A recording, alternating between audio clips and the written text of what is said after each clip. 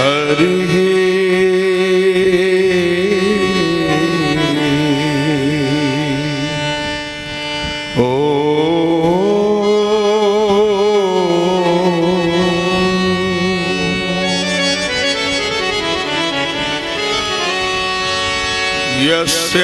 यस्यांके च विभाति भूधर सुता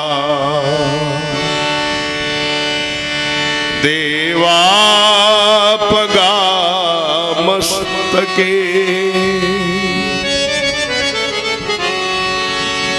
भाले बाल विधुर्गले च गरलम यस्योरसे व्यालराट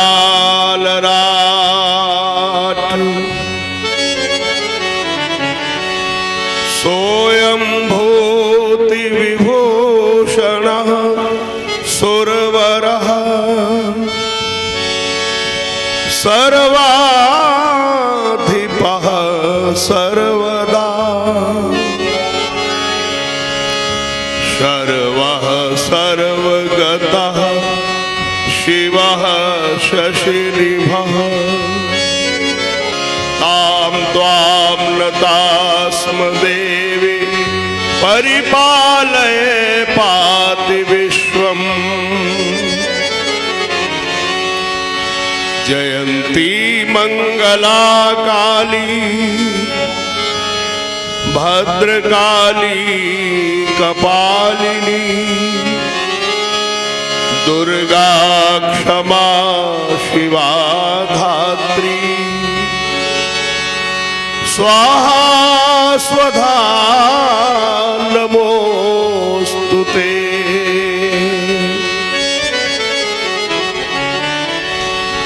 नारायणं नमस्कृत्य नरं चैव नरोत्तमं देवीं सरस्वतीं व्यासं ततो जयमुदीरयेत्।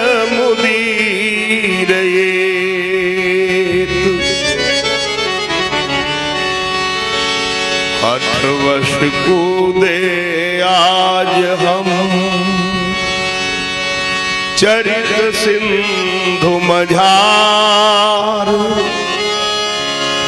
है जिनका यह शुभ चरित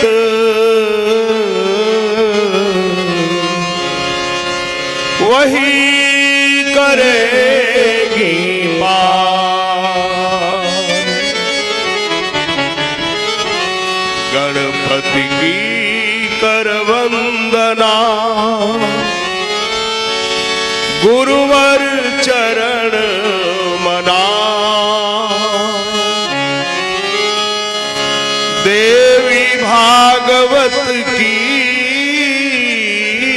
कथा सुनो सुजन चितला। बोलिए जगदम्बे मैया की जय हो। ऐसा बोलो जय लगे कि कोई पंडाल में है।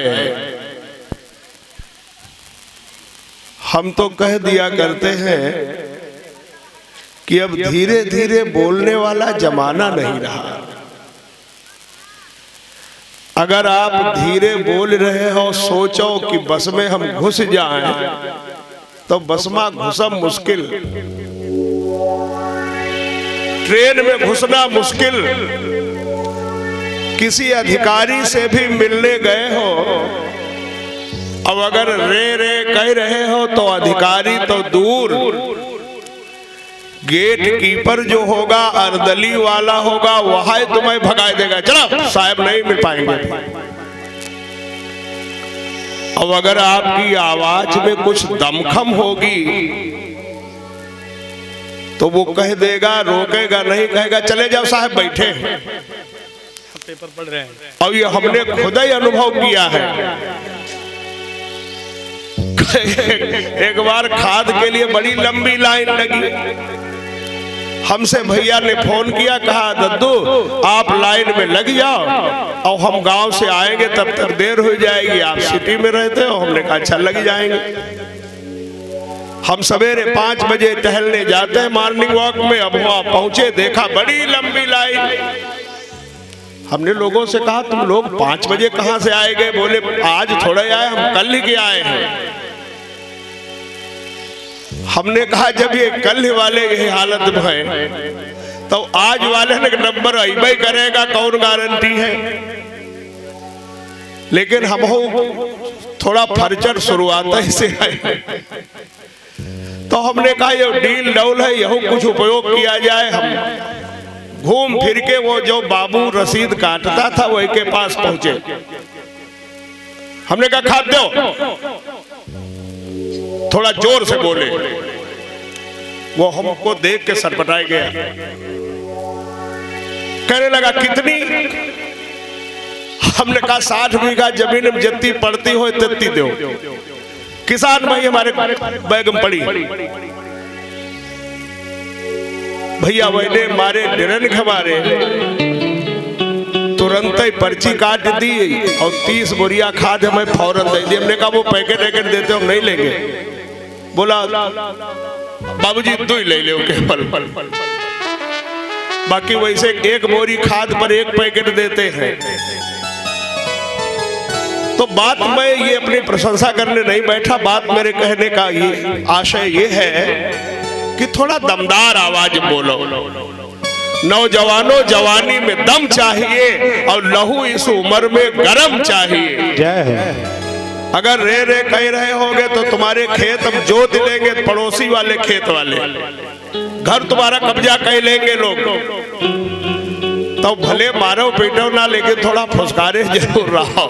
बोलो शंकर भगवान की जय हो। आप लोग बोल दो जय। बोलिए दुर्गा महारानी की जय हो। श्री सतचंडी महायज्ञ की जय हो। नारायण परम मंगलमयी श्रीमद् देवी भागवत महापुराणांतर्गत जिन लोगों ने कल कथा श्रवण की होगी, दादा याद रह गए कौन कथा कह रहा है? मालूम है? राधे राधे।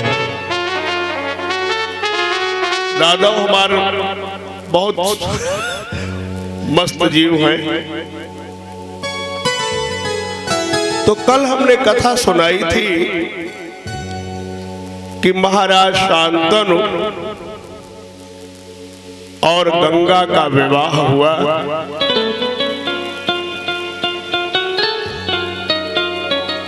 आठ वसु लोग जो थे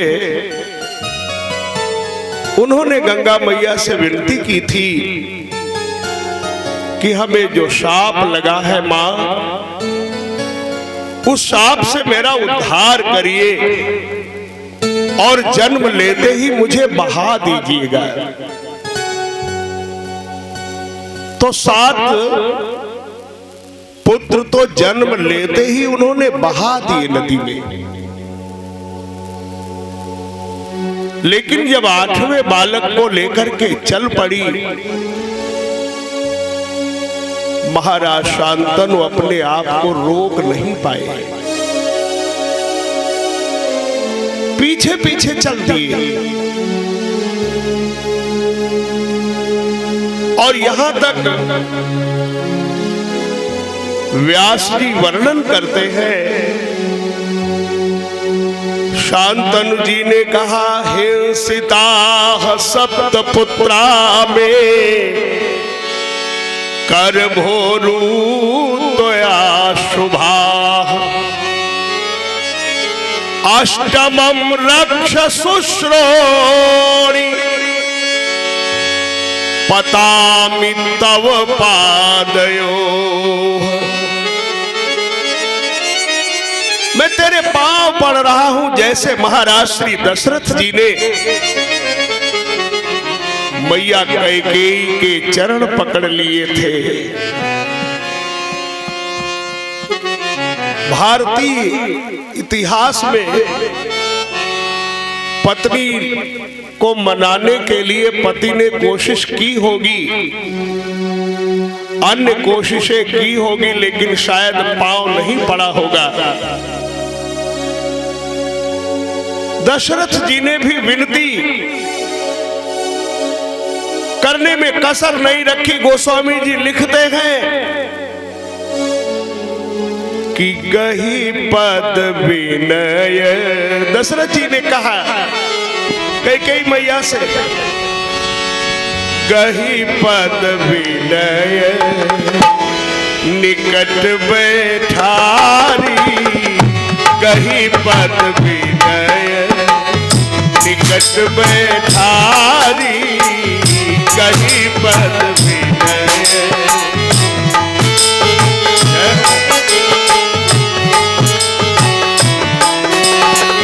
गही पद विनय, गही पद विनय निकट बैठारी, जनि दिन कर कुल होसी कुठारी, जनि दिन कर कुल।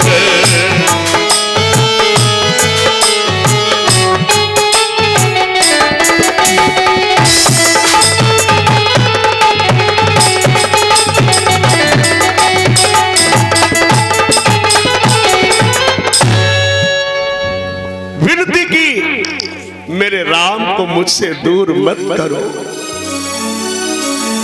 महाराज शांतनु भी विनती कर रहे हैं, मैं तेरे पांव पड़ रहा हूं।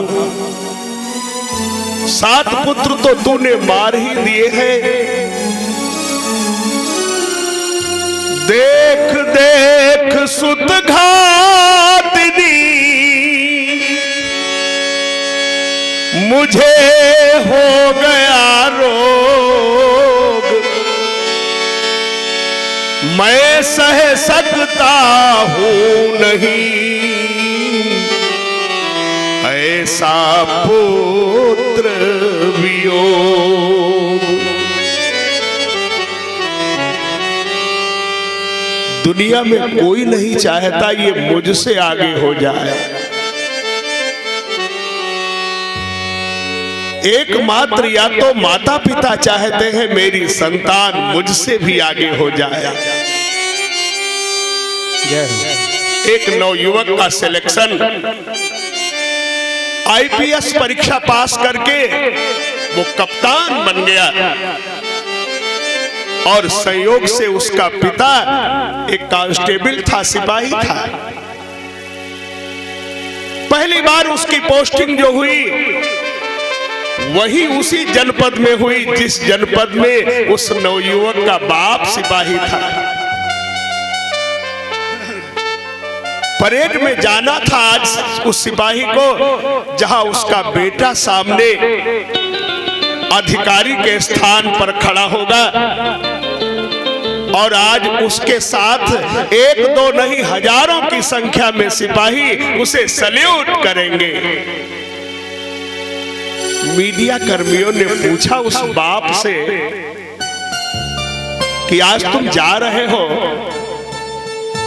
वैसे तो घर में तुम्हारा बेटा तुम्हारे चरण छूता होगा, लेकिन आज तो जब सारे सिपाही सल्यूट करेंगे तो तुमको भी सल्यूट करना होगा अपने बेटे को, तो तुम्हें कैसा लगेगा? उस बाप के नेत्रों से खुशी के आंसू निकल पड़े। कहा आज मेरे जीवन का सबसे गौरवपूर्ण दिन है, क्षण है, समय है। भले ही आज मेरा बेटा है, वो अधिकारी है, कप्तान है, पुलिस अधीक्षक है, सुपरिंटेंडेंट है, लेकिन मेरे जैसे आज हजारों सिपाही उसे सल्यूट कर रहे होंगे, इससे बड़ा खुशी का दिन मेरे जीवन में कोई नहीं है। मैं तो सिपाही बन करके ही रह गया, सेवा काल से मुक्त होने वाला हूं साल 2 साल में, लेकिन धन्य है मेरा बेटा आज जिसके सामने हजारों सिपाही सिर झुका रहे होंगे। दुनिया का हर माँ बाप चाहता है मेरी संतान मुझसे श्रेष्ठ हो जाए, या तो गुरु चाहता है मेरा शिष्य मुझसे श्रेष्ठ हो जाए।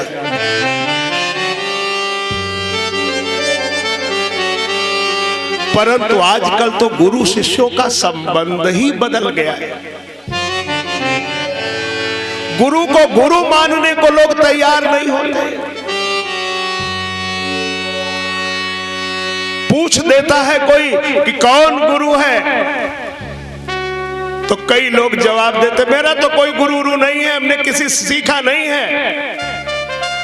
तो हमने कहा अगर सीखा नहीं है किसी के पास बैठकर किसी के चरण छूकर, तो तुमने चोरी की होगी, साहित्य चुराया होगा किसी का, कहीं सुनकर के नोट किया होगा, कहीं से कुछ किया होगा। लेकिन गुरुमुखी विद्या में और चोरी वाली विद्या में अंतर होता है भैया। जैसे कोई खरीद के साल ओढ़े और चोरी की साल ओढ़े, बताओ दोनों को ओढ़ते समय मानसिकता में अंतर होगा कि नहीं होगा? जब चोरी वाली साल कोई ओढ़ेगा तो उसे हर समय भय लगा रहेगा, कहीं ऐसा तो नहीं जही कि हम साल पार किए हैं वहां न कहीं आए जाए कोना पकड़ 2 थप्पड़ मारे, हमारी साल तुम ओढ़े घूम रहे, पार साल जाने थे हम ढूंढ रहे गायब हो गई थी। तो भले ही वह साल ओढ़े जरूर है लेकिन भय से ग्रस्त है, लेकिन खरीद की भले उसने सस्ती साल ओढ़ रखी है लेकिन उसे कोई भय नहीं है। ऐसे ही विद्या में भी अगर गुरुदेव के आशीर्वाद से विद्या पढ़ी है तो आप कहीं भी जाएंगे, कुछ भी किसी भी समाज में जाएंगे, आपको कोई भय नहीं होगा। बोलिए गुरुदेव भगवान की। तो गुरुदेव का आशीर्वाद और गुरुदेव से प्राप्त हुई विद्या वो विनम्र बनाती है। विद्या ददात विनयम, और जो चोरी से प्राप्त हुई विद्या है वो विनम्र के बजाय वो अहंकार भर देती है। और भैया अभिमान और भगवान दोनों एक जगह नहीं रह सकते।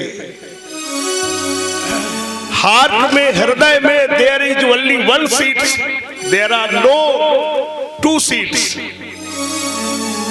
केवल वहां दिल में एक ही सीट है, वहां 2 नहीं है। प्रेम गलियत साकरी जामे 2 न समाए।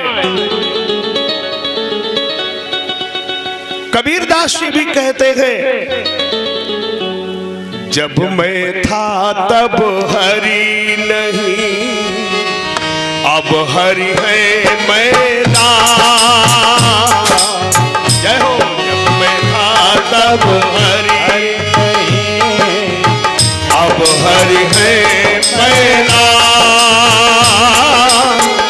जब अंधियारा मिटी गया दीपक देखो माँ कबीरा, दीपक देखो माँ।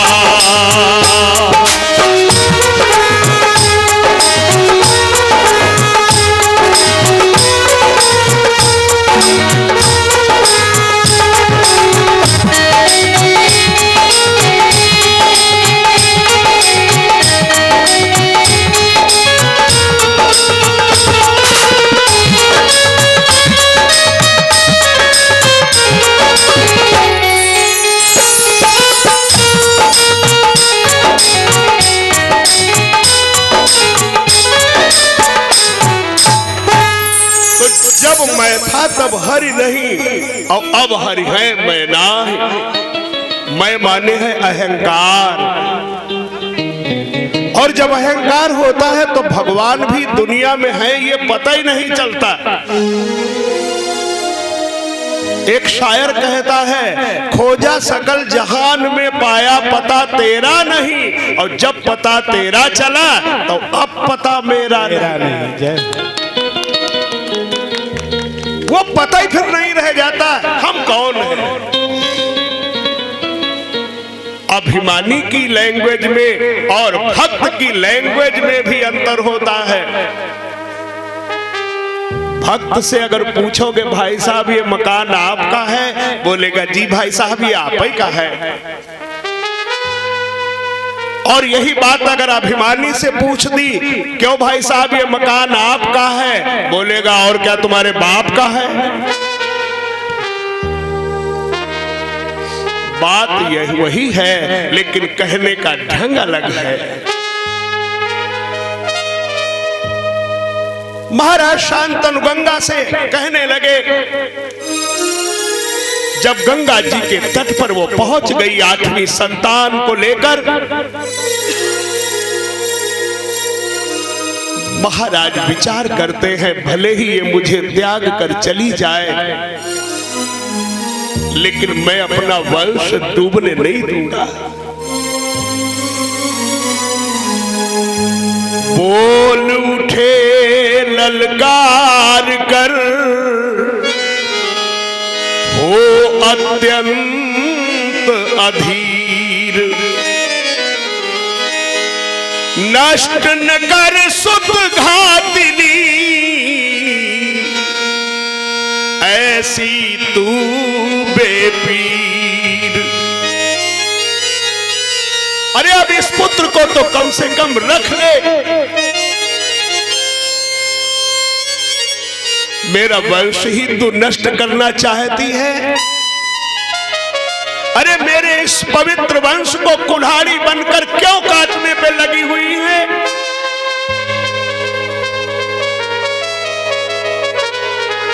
देख देख सुत घातिनी, मुझे हो गया रोग, अब सह सकता हूं नहीं ऐसा पुत्र वियोग। पुत्र के वियोग में अब मैं जी नहीं सकता। जब महाराज शांतनु ने कहा अरे ठहर जा, सुनते ही गंगा लौट पड़ी, सुनते ही गंगा लौट पड़ी, बोली दिल नहीं दुखाऊंगी, सुनते ही गंगा लौट पड़ी।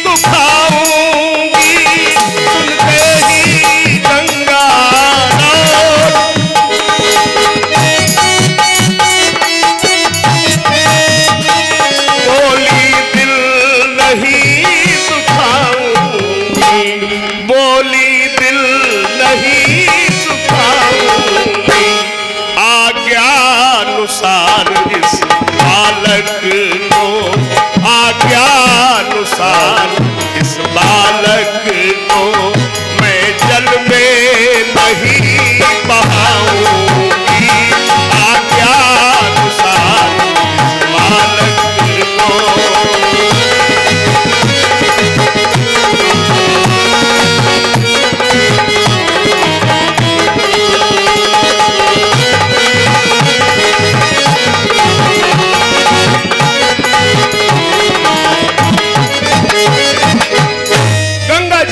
मैं इस बालक को जीवित रखना चाहती हूँ, और ये जो 7 पुत्र मैंने बहा दिए हैं, मैं कोई डायन नहीं हूँ, मैं कोई क्रूर पिशाचिनी नहीं हूँ, डायन नहीं हूँ, हत्यारिनी नहीं हूँ, पापिनी नहीं हूँ। ये देवता थे, ये वसु लोग थे, इन्होंने मुझसे विनती की थी तो मैंने उपकार के कारण ऐसा किया है। लेकिन महाराज, हे प्राणनाथ, ये पुत्र मैं अभी आपको नहीं दे सकती। क्यों नहीं दे सकती? कहा इसलिए नहीं दे सकती क्योंकि दास्यामि यौवन प्राप्तम पालयित्वा महीपते न मातृरहितः पुत्रो जीवे न सुखी भवेत्। माता के बिना संतान न तो सुखी रहती है और न स्वस्थ रह सकती है और न जी सकती है, क्योंकि मां ममता की मूर्ति है। मां एक हृदय का नाम है। मां शब्द सुनते ही, देखो शब्द कितना बढ़िया है, मां। मां कहने से मुंह खुला रह जाता है और बाप, बाप कहने से मुंह बंद हो जाता है। बाप, जो बेटा मां से कह सकता है वो बाप से नहीं कह सकता। अगर बाप से बेटा कहे कि मुझे बाइसिकल नहीं खरीदनी है पिताजी, तो पिताजी कंडीशन रखेंगे, अगर तू हाई स्कूल में 85%, 90% मार्क्स लाएगा तो साइकिल पक्की, लेकिन तुझे मेहनत करनी पड़ेगी। पिता कंडीशन देता है, लेकिन मां के पास जब बेटा जाता है, मां भूख लगी है तो मां कोई कंडीशन नहीं रखती कि तुझे ये करना पड़ेगा तो मैं भोजन दूंगी, आजा बेटा। इसीलिए भगवान को भी जब भक्त और भगवान के संबंध की उपमा देनी हुई, परमात्मा को भी कोई पुल्लिंग उपमा संसार की खोजने से नहीं मिल सकी। और भगवान ने भी अपने भक्त की रक्षा करने के लिए जो उपमा दी, वो क्या उपमा दी?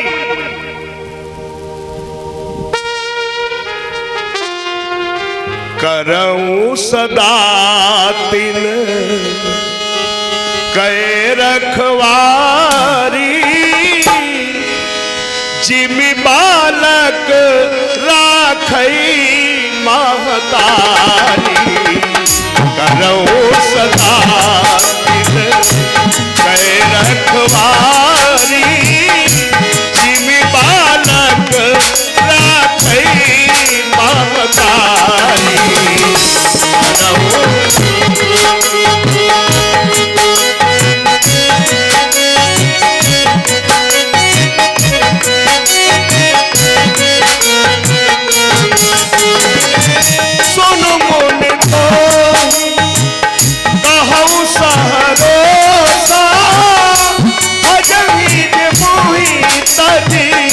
सकल भरोसा सुन मुनि तोरी,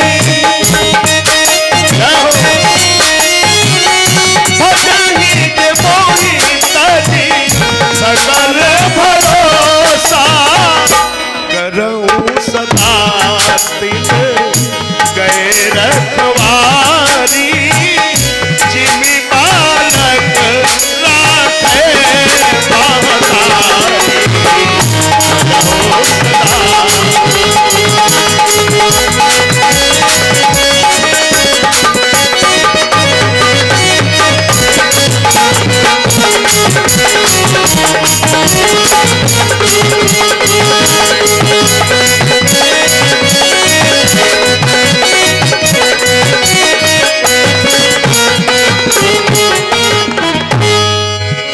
तो मां शब्द ममता से भरा है, करुणा से भरा है, दया से भरा है। मैं तो मेरठ में कथा कह रहा था,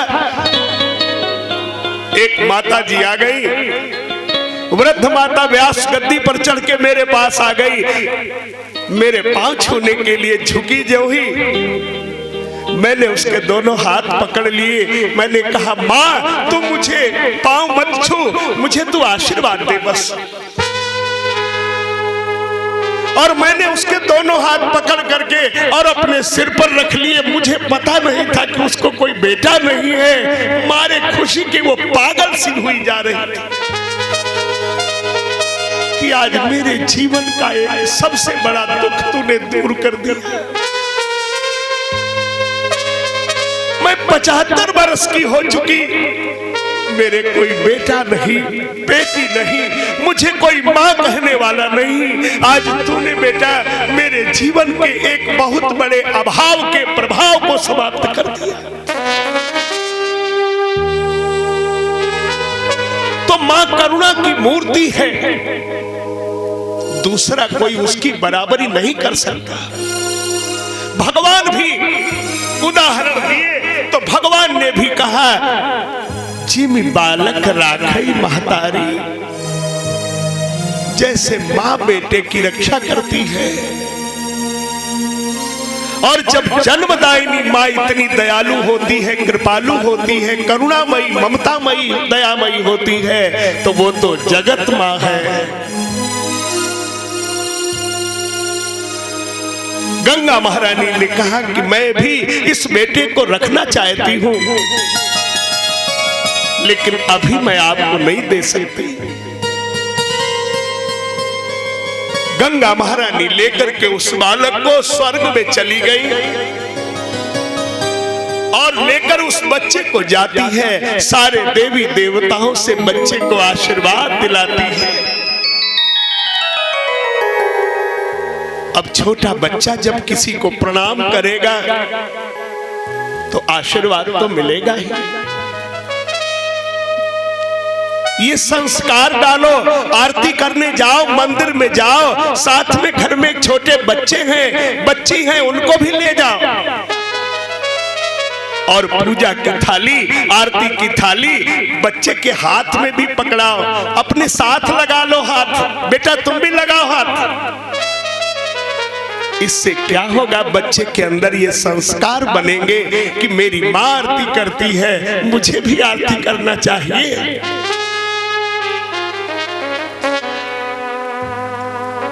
परिवार सबसे बड़ी पाठशाला है।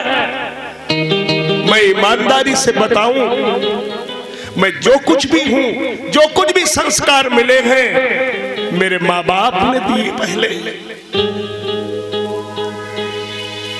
मेरे पिताजी ने मुझे मारा भी बहुत है, पीटा भी बहुत है और मुझे दुलारा भी बहुत है।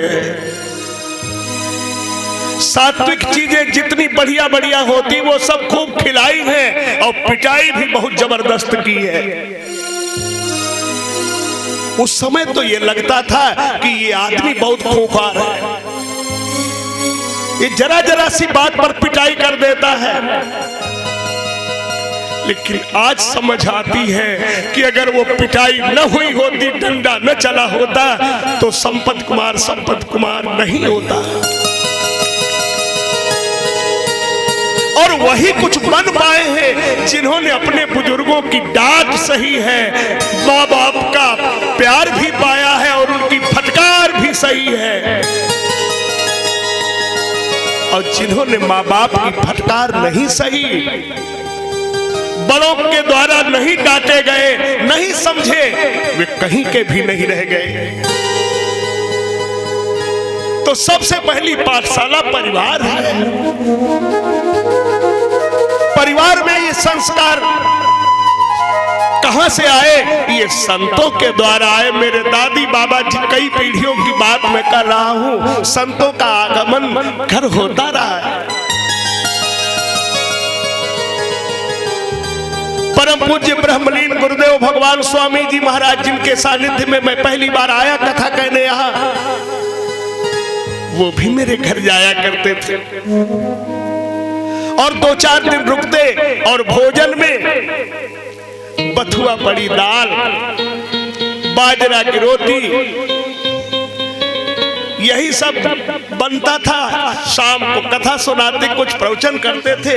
इतना आनंद ऐसा लगता था कि स्वर्ग घर में उतर आया हो। ये उन सबके द्वारा संस्कार पिरोए गए हैं। तो भैया उन्होंने ही, संतों ने ही कहा कि घर गृहस्थी के लिए 4 बातें जरूरी है। क्या 4 बातें हमारे घर गृहस्थी के लिए जरूरी हैं? नंबर 1, भले ही 5 मिनट सही, पूरा घर, पूरा परिवार बैठ करके भगवान का भजन करो। और जब भजन करे उसके बाद जो छोटे लोग हैं वो अपने से बड़ों को प्रणाम करें, बड़ों से आशीर्वाद प्राप्त करें।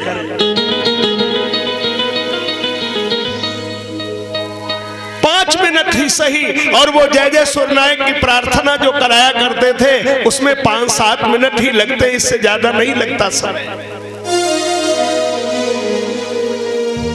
भजन। और नंबर 2, भोजन। नहीं पूरा परिवार रोज एकत्रित रह सकता है। संडे को जब छुट्टी होती है तो उस दिन भोजन जब बने तो सारा परिवार बैठ करके भोजन करे। एक साथ भोजन बन जाए, रख लो बीच में, और बच्चे भी बैठे, बेटा भी बैठे, बेटी भी बैठे, बहू भी बैठे, आप भी बैठो, आपकी पत्नी भी बैठे, पूरा परिवार बैठ करके भोजन करे एक साथ। फिर देखो क्या आनंद है। मुझे तो कभी चाट वाले बताशा खाने होते, पंडित होने के नाते रोड पर, चौराहे पर, ठेला पर तो खा नहीं सकते। तो दुकान जहां बताशे बनते हैं चाट वाले, वहां से 200-300 बताशे ले आते हैं। मटर घर में बनवाते हैं, पानी घर में बनवाते हैं, और पूरा घर, बच्चे, बेटी, बहू, पत्नी, हम सब लोग बैठते हैं और वो बताशे खूब छक के पूरा परिवार खाता है एक साथ। ऐसा आनंद आता है कुछ कहने को नहीं। तो मेरे कहने का मतलब यह है कि भजन भी हो और भोजन भी साथ में, न रोज हो सके तो 1 सप्ताह में 1 बार हो, न 1 सप्ताह में संभव हो तो महीने भर में 1 बार जरूर पूरा परिवार बैठ करके भोजन करेगा।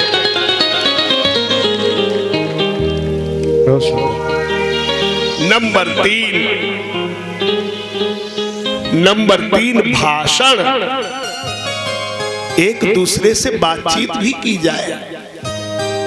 आजकल लोगों को पता ही नहीं है, चल रहा है कि बेटे के मन में क्या चल रहा है, बेटी के मन में क्या चल रहा है, पत्नी के मन में क्या चल रहा है, क्योंकि कोई किसी से बात नहीं करता। रिश्तेदारी में भी लोग जाते हैं, पहले कुशल क्षेम पूछी जाती थी, बातचीत एक दूसरे की सुनते थे, बताते थे, लेकिन अब तो पहुंचते ही मोबाइल ऐसे खोल लिए, बस लगे उसमें। किसी ने पूछा क्या हाल चाल है, और घर में हाँ ठीक है सब। पहले सब घर की कुशल क्षेम पूछते थे, अब आजकल पहुंचते ही पूछते क्या वो चौड़ी पिन वाला चार्जर है। अब चौड़ी पिन वाला चार्जर पूछा जा रहा है, बात करने का मौका नहीं है। बेटी क्या कर रही है, बिटिया रजैया ओढ़े कहां फोन मिलाए के बात कर रही है, पता ही नहीं है माँ बाप को। भैया रजैया के भीतर क्या कर रहे हैं, पता ही नहीं है फोन में कहां बात हो रही है। इन सब बातों पर विचार करना है हमको कि कहां कौन क्या। भैया से बात करो बेटे से, बेटा तुम्हारी क्या इच्छा, तुम क्या चाहते हो, क्या करना चाहते हो, पढ़ लिख करके क्या बनना चाहते हो, तुम्हारी जिंदगी का लक्ष्य क्या है, उद्देश्य क्या है, मेरे से क्या सहयोग हो सकता है, जो सहयोग संभव हो बताइए, मैं तैयार हूं। बेटी से भी बात करो, पत्नी से बात करो। और जब कोई किसी से बात ही नहीं करेगा तो कोई किसी के मन की ही नहीं जान पाएगा। बाद में जब विस्फोट हो जाएगा तब फिर क्या होगा। तो महापुरुष कहते हैं तीसरा काम है कि घर में भाषण, एक दूसरे से बातचीत भी करो। भोजन में क्या बनना है अपनी ही राय मत रखो। बेटे से भी पूछ लो बेटा क्या बनना चाहिए, तो बेटा भी समझेगा बाबू हमारा देखो कितना ख्याल रखते हैं। तो घर परिवार में एक दूसरे से बातचीत करना जरूरी है। और चौथी बात, भ्रमण। किसी छोटे तीर्थ में ही, देवी देवता के स्थान पर ही सही, आप पूरा परिवार जाओ, भले ही एक साथ पूरा परिवार मिलकर के आओ, देवी मैया के मंदिर में प्रणाम करो, कुछ प्रसाद चढ़ाओ और वो प्रसाद सबको बांटो, जो मिल जाए रास्ता में बांटो। देखो जीवन का आनंद क्या है। तो ये चार बातें हमारे जीवन के लिए आवश्यक हैं। ये कथा, भागवत, सत्संग, ये केवल मनोरंजन का विषय नहीं है। मनोरंजन करते रहे तो मनोरंजन में जीवन चला जाएगा। आप जहां के तहां ही बने रह जाओगे, धर्म के पीछे पड़े रहे, धर्म करते रहे और अधर्म से जुड़ गए। तो हम धर्म से जुड़े हैं और हमारा जीवन धर्म से जुड़ा हो, हमारा मन धर्म से जुड़ा हो, मन धार्मिक हो जाए। इसीलिए तो गाते हैं ना, तेरे पूजन को भगवान बना मन मंदिर आलीशान। तो मन मंदिर बिगड़ा हुआ है। 5-5 साल की, 3-3 साल की, 7-7 साल की बेटियों के साथ रेप हो रहा है, हत्याएं हो रही हैं। तो ये मन संभला है। सुनने में लज्जा आती है, पढ़ने में लज्जा आती है कि ऐसे भी लोग समाज में हो गए। और जबकि कथा, भागवत, सत्संग बराबर होता रहता है। ये हमारे संगीतकार लोग, इनसे पूछो भैया क्या खाली हो इन तारीख में, कहते नहीं महाराज हम तो वहां बिजी है। कथावाचकों से पूछो क्या समय है आपके यहाँ यज्ञ में, कहते हमारे पास समय नहीं, हमको तो वहां जाना, हमको तो वहां जाना, कोई खाली नहीं है। सब व्यस्त है, धर्म हो रहा है, कथा हो रही है, खूब दान पुण्य हो रहा है, व्यवस्थाएं हो रही हैं, लेकिन लोगों का मन बिगड़ रहा है। मन सुधारने संवारने की जरूरत है। इसीलिए तो कबीरदास जी ने कहा कि मन की तरंग मार लो बस हो गया भजन, मन की तरंग मार लो बस हो गया भजन, मन की तरंग मार लो हो गया भजन।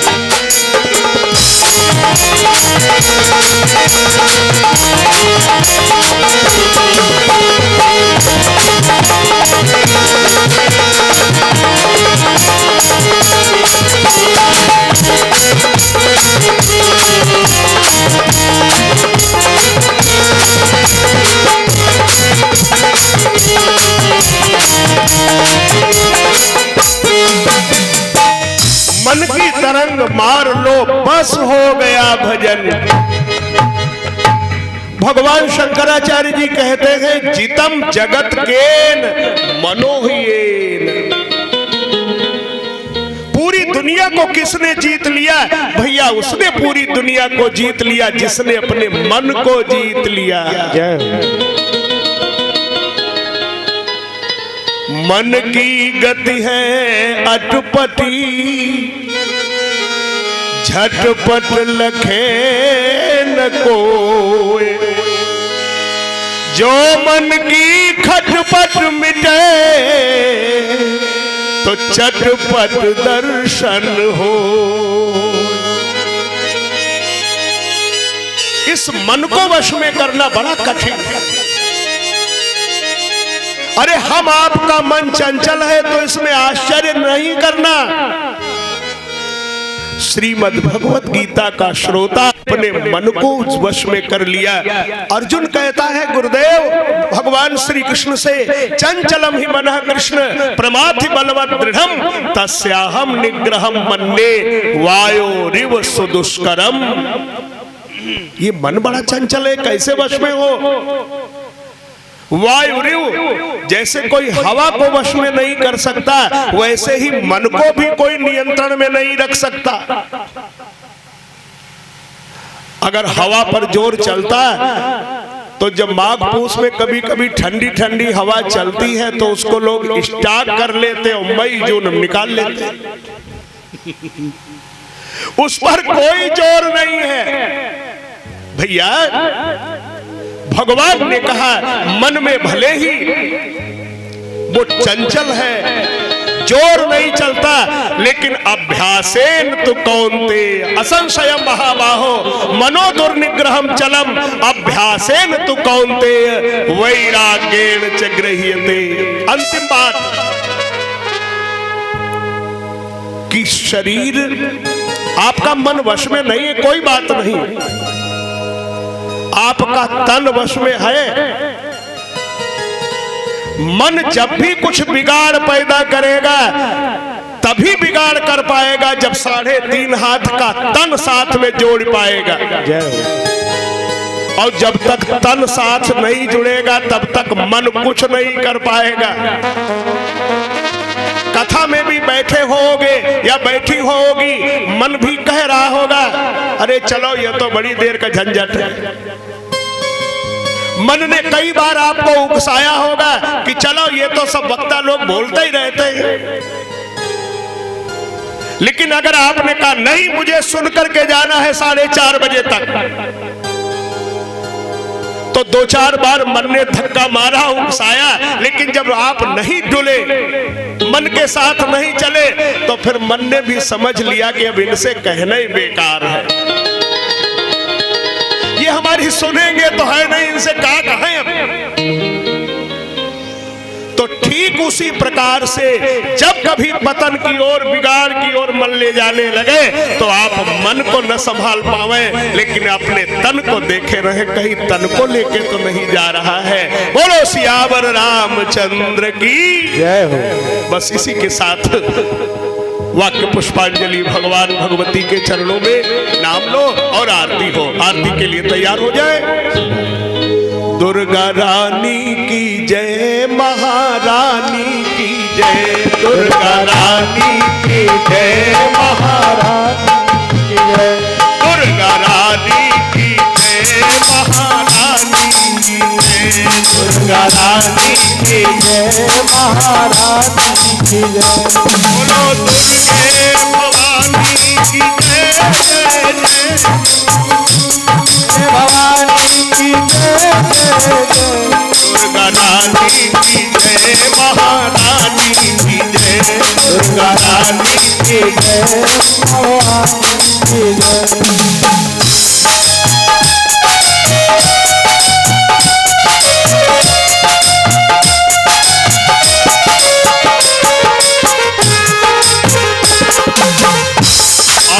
दुर्गे भवानी तेरी आरती गाऊं, दुर्गे भवानी तेरी आरती गाऊं, आरती गाऊं मैया तुमको रिझाऊं, आरती गाऊं मैया तुम तेरी।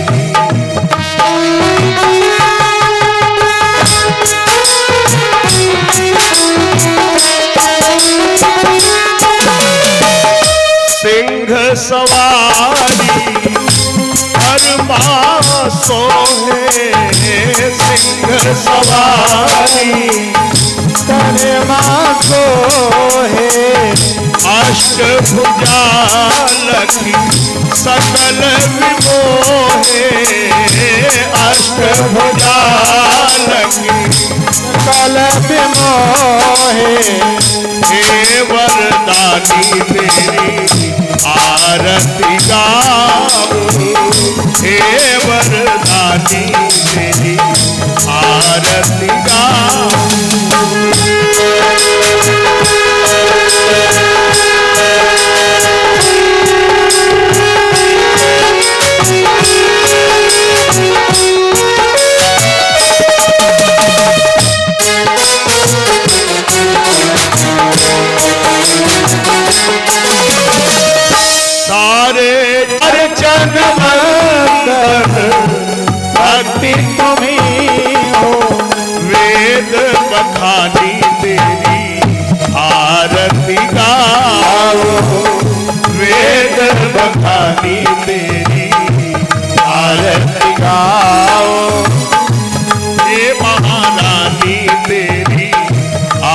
आरती गाऊं हे महा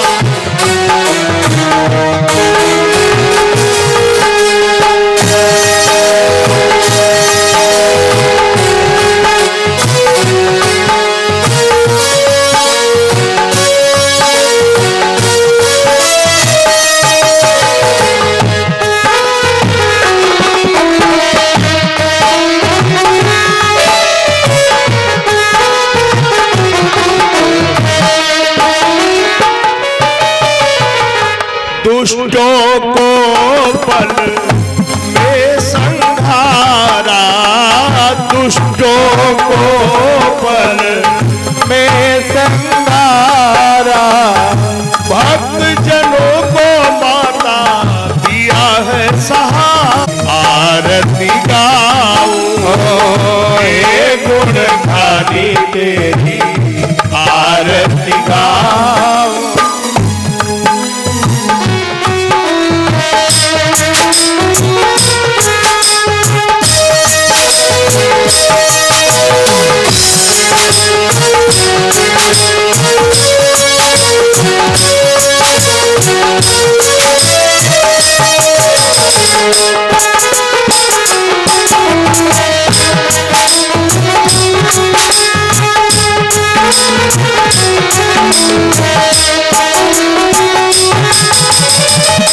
भक्त खड़े सब मैया तेरे द्वारे, भक्त खड़े सब मैया तेरे द्वारे, छूट गए हैं सकल सहारे, छूट गए हैं सकल सहारे, करुणा है आनी तेरी, आरती गाऊं हे महारानी तेरी, आरती गाऊं दुर्गे भवानी तेरी, आरती गाऊं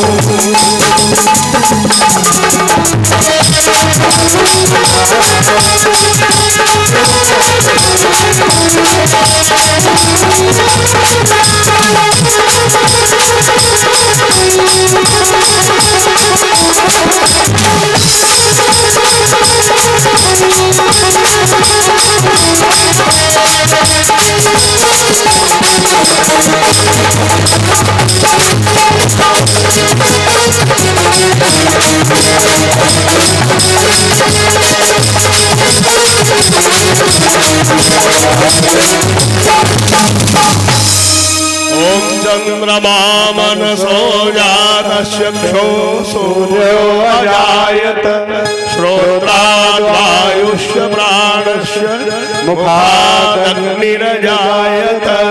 आरार्तिक्यम समर्पयामि। बोलिए गौरी शंकर भगवान की जय हो। श्री राधा कृष्ण भगवान की जय हो। सियावर रामचंद्र की जय हो। श्री सच्चंडी महायज्ञ की जय हो। सभी देवी देवताओं की जय हो। श्रीमद देवी भागवत महापुराण की जय हो। ओम नमः पार्वती पतये जय हर हर हर महा